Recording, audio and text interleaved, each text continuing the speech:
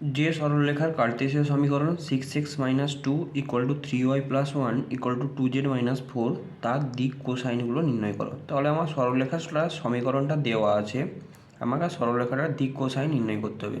তাহলে দিক কোসাইন নির্ণয় করতে গেলে আমাকে সরলরেখাটাকে প্রথমে প্রতিসম আকারে সিমেট্রিক ফরম্যাটে ট্রান্সফার করতে হবে।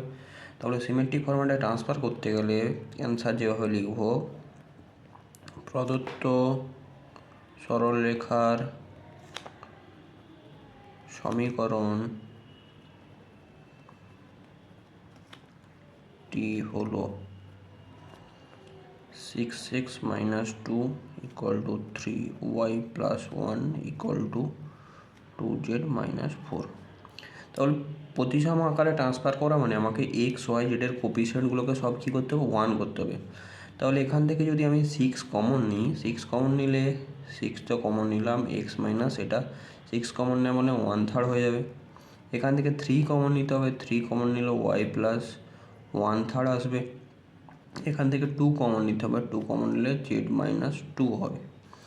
দ্যাট ইজ এখনও এক্স ওয়াই জেডের কোপিসিয়েন্ট 1 হয়নি। তাহলে এটাকে 6টাকে এক্স মাইনাস 1/3 বাই আমরা 1/6 লিখে দিতে পারি। আলটিমেটলি আমরা এটা ওপরেই চলে যাবে, ওয়াই প্লাস 1/3 বাই এটাকে 1/3 লিখতে পারি, জেড -2 বাই হাফ এটা লিখতে পারি।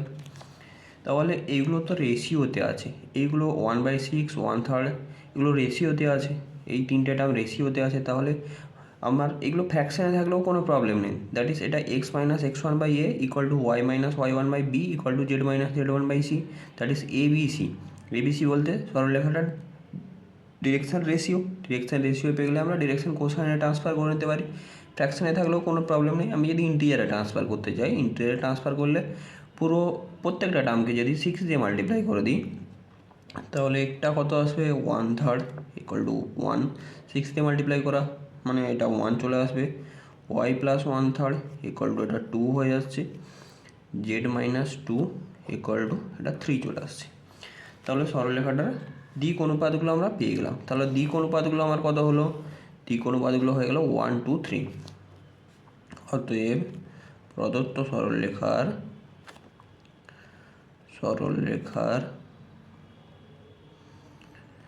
দিক অনুপাতগুলি হলো a = 1, b = 2, c = 3। তাহলে দিক অনুপাত পেয়ে গেছি। দিক অনুপাত পেয়ে যাওয়া মানে আমরা তো ডিরেকশন কোসাইন বের করে নিতে পারবো। তাহলে ABC ডিরেকশন কোসাইন বলতে কী ছিল, এলিমেন্ট। এল ইকাল টু কী হয়, এল ইকাল টু কী ছিল, a/√a² + b² + c²। তাহলে ভ্যালুগুলো তো পেয়ে গেছি, জাস্ট বসিয়ে নেব। এল ইকাল টু, তাহলে এ বলতে 1 আছে, a² বলতে কত হবে, a² 1² 1, b² বলতে 2² বলতে 4, c² বলতে 9।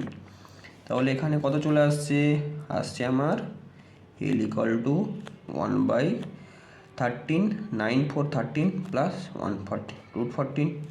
এলের ভ্যালু পেয়ে গেলাম। এম ইকাল টু আমরা কি জানি, M equal two b/√a² + b² + c²।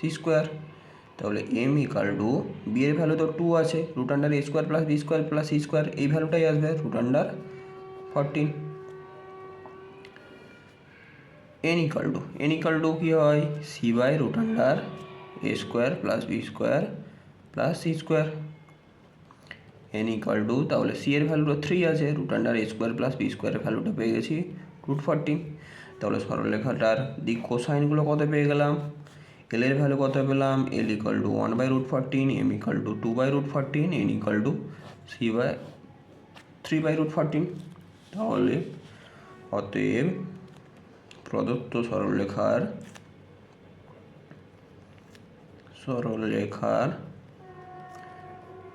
দিক কোসাইনগুলি হলো L equal to 1/√14, M equal to 2/√14, n equal to 3/√14। সুন্দরভাবে ক্যালকুলেশন করে নিলাম। এভাবে লিখে এক্সামের সময় ক্যালকুলেশনগুলো করবো, যাতে এক্সামিনার কপিটা, অ্যান্সার কপিটা দেখেই যেন খুশি হয়ে যায়। বোঝা গেল? পুরো স্টেপ বাই স্টেপ।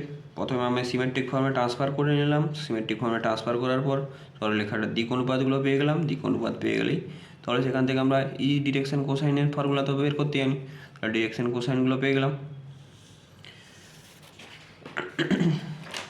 এরপরে কি আছে দেখে নিই।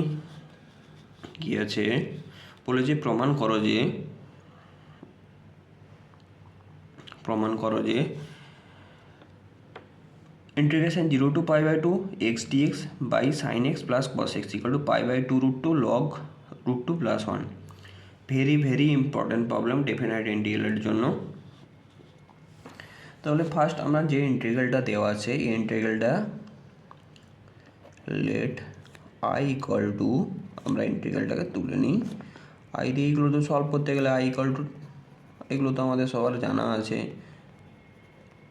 cos x, এটাকে নাম্বারিং করে রাখলাম 1। তাহলে আমরা এখানে প্রপার্টি অফ ইন্টিগ্রেশন, ডেফিনাইট ইন্টিগ্রালের প্রপার্টি অ্যাপ্লাই করব। ডেফিনাইট ইন্টিগ্রালের কিং প্রপার্টি, যেটা আমরা সবাই কিং প্রপার্টি বা বাহুল্য প্রপার্টি বলে যেগুলো জানা আছে আমাদের। কিং প্রপার্টি কী ছিল? কিং প্রপার্টি ছিল integration a to b f of x dx equal to integration a to b f of a plus b minus x dx। তাহলে এখানে a এর ভ্যালু কত আছে? a এর ভ্যালু আছে 0, b এর value pi by 2, that is এক্সটা replace হবে কত? পাই বাই 2 মাইনাস এক্স দিয়ে। তাহলে আমি যদি রিপ্লেস করি এক্সটাকে pi by 2 minus x dx, তাহলে এটা চলে আসবে কত? Sine pi by 2 minus x plus cos pi by 2 minus x. তাহলে এখান থেকে 0 to pi by 2 pi by 2 minus x dx, pi by 2 minus x dx. Sine pi by sine 90 minus theta, that is কত হয়? Cos theta, that is এটা cos x হয়ে যাবে। কস 90 minus theta বলতে কত হয়? Sine theta. এটাকে numbering করলাম 2। তাহলে এরপর ইকুয়েশন 1 আর 2 যদি অ্যাড করে দিই, দ্যাট ইজ এলএইচএসে কী আছে? আই 2i চলে আসবে। তাহলে 1 প্লাস 2 যদি করে নেওয়া হয় তাহলে আমি কি পাবো? 1 প্লাস 2 করে নিলে তাহলে এলএইচএসটা কত হয়ে যাবে? i plus i 2i। First ইন্টিগ্রালটা আমার কত আছে? 0 to pi by 2 x dx by sine x plus cos x plus 0 to pi by 2, এখানে কত আছে? সেকেন্ড ইন্টিগ্রালটা pi by 2 minus x dx by sine x plus cos x. তাহলে দুটো ইন্টিগ্রেশনকে আমরা অ্যাড করে নিলে কত পাচ্ছি? 0 টু পাই বাই 2। তাহলে এক্স, এখানে pi by 2 minus x, that is এক্সটা ক্যান্সেল হয়ে যাবে, খালি পাই বাই 2 তো কনস্ট্যান্ট টার্ম, ইন্টিগ্রেশনের বাইরে বের করে দিলাম, dx by sine x plus cos x dx. Then আমাদের কি করতে হবে? এটাকে ইন্টিগ্রেশন করতে গেলে আমাকে অ্যারেঞ্জ করতে হবে। অ্যারেঞ্জ কীভাবে করতে হয়? আমি একটা যদি এখানে √2 মাল্টিপ্লাই করি তাহলে এটাকে 1/√2 sign x plus 1/√2 cos x লিখতে পারি, কস এক্স। তাহলে 2y ইকুয়াল টু আসছে কত? Pi by 2, 0 to pi by 2 dx by √2, that is sine x তো আছে। 1/√2টাকে কত লিখতে পারি? কস পাই বাই 4 লিখতে পারি প্লাস কস এক্স, এই 1/√2টাকে সাইন পাই বাই 4 লিখতে পারি। বোঝা গেল? তাহলে সাইন এ কস বি প্লাস কস এ সাইন বি, আমাদের তো ট্রিগোনোমেট্রির ফর্মুলা 11 থেকে জানা আছে। এই √2টা কনস্ট্যান্ট, এটাকে বাইরে বের করে নিতে পারি, 0 to pi by 2 dx by, তাহলে sine of a plus b, sine of a plus b বলতে কত? এক্স প্লাস পাই বাই 4, তাহলে sine of x plus pi by 4 পেলাম। তাহলে আমার এটা চলে আসছে কত? 2y equal to pi by 2 √2, তাহলে 0 টু পাই বাই 2 সাইনটা উপরে গেলে 1/sin বলতে কোসেক হয়ে যাবে, cosec x plus pi by 4 dx। Cosec এক্সের ইন্টিগ্রেশন আমাদের তো সবার জানা আছে, কোসেক এক্সের কী হয়, log mod cosec x minus cot x, x বলতে এক্স প্লাস পাই/4 কট অফ এক্স প্লাস পাই/4, পুরোটার উপর লিমিট আছে 0 to π/2। তাহলে ফার্স্ট আপার লিমিট যদি বসানো হয়, লগ অফ, এখানে চলে আসবে কত, π/2 বসালে কোসেক অফ 90 প্লাস পাই/4 বলতে theta, cosec 90 minus theta, 90 plus theta, cosec 90 plus theta কত আসবে, কোন কোয়াড্রেন্টে আছে, সেকেন্ড কোয়াড্রেন্টে, কোসেকটা কত হয়ে যাবে, সেক হয়ে যাবে, that is sec π/4, that is √2।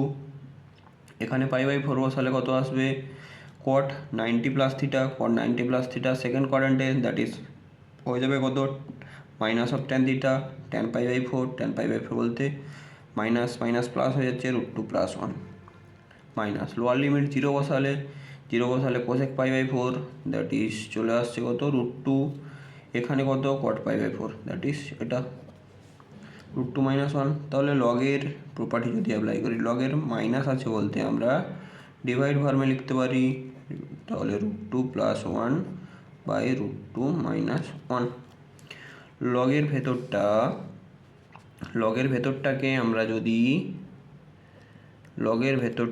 আমরা যদি রেশনালাইজেশন করে দিই, দ্যাট ইজ √2 + 1 দিয়ে ওপর নিচে ওপরে মাল্টিপ্লাই করলে ওপরটা √2 + 1 এর হোল স্কোয়ার হয়ে যাচ্ছে, নিচটা √2 + 1, that is a + b, a - b, that is 2 - 1। তাহলে আলটিমেটলি আমার থাকছে কি, π/2 √2 লগ অফ, নিচটা তো 1 হয়ে গেছে, দ্যাট ইজ থাকছে লগ অফ √2 - 1 তার হোল স্কোয়ার। তাহলে লগের প্রপার্টি থেকে আবার লগের পাওয়ারে থাকলে আমার কোফিসিয়েন্টে যাবে, দ্যাট ইজ কত পেয়ে যাচ্ছি, 2y =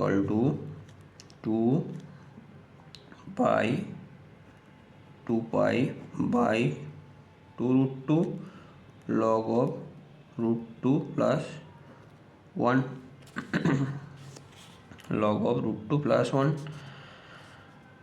তাহলে বোথ সাইড থেকে তো 2 ক্যান্সেল হয়ে যাচ্ছে, দ্যাট ইজ আই এর ভ্যালুটাই কত পেয়ে যাচ্ছি, i = π/2 √2 লগ অফ √2 + 1 তার